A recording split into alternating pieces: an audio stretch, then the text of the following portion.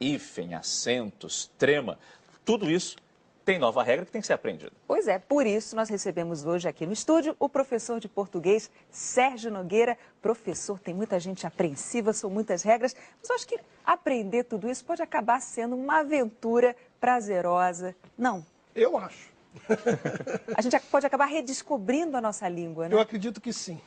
Eu que fui contra a reforma o tempo todo, hoje eu estou mais ou menos convencido que vai ser vai ser um bem para a nossa língua portuguesa. Ela está sendo revitalizada, as pessoas estão preocupadas.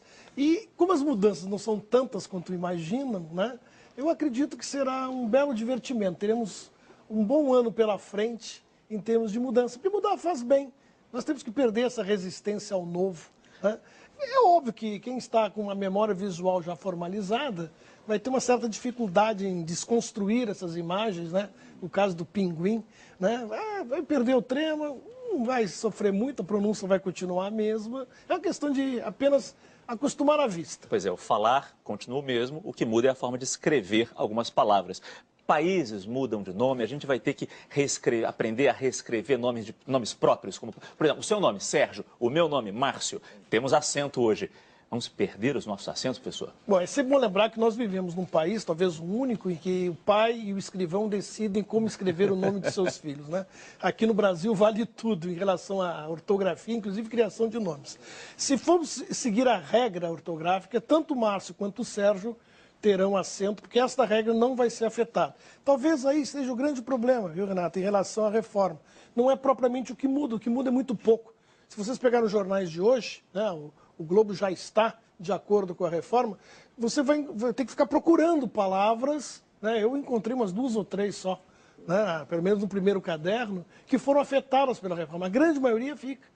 Então, nesse caso, é apenas você se acostumar com as pequenas mudanças que sofreremos no aspecto gráfico. A gente confundindo ortografia com língua. Língua portuguesa é outra coisa muito mais rica em termos de vocabulário e tudo mais. Ortografia é uma coisa muito específica. As mudanças são na forma de escrever. O senhor falou em jornais, olha só. No Globo de hoje a gente também já vê, eu não sei se a gente vai conseguir aproximar com a câmera, olha aqui, voos sem acento. Então, por exemplo, a gente falar dessa regrinha, as palavras que terminam, no caso como aqui a gente viu, voos, em OO, em EE, né, como leem, creem, vêm e deem, elas vão perder o acento? Vão perder o acento. E o detalhe, como eu disse antes, são poucas.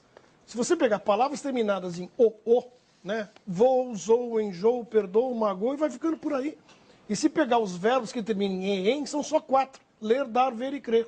Leem, deem, vêm, creem. Os seus filhotes, é claro. Prever, relém. Quer dizer, se somar esta regra abolida, vai dar o quê? Uns 10, 15 palavras no máximo.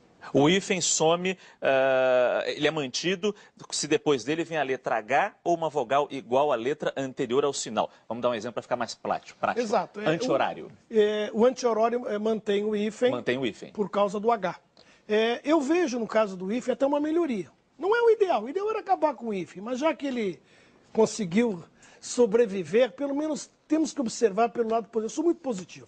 Eu acho que houve uma simplificação.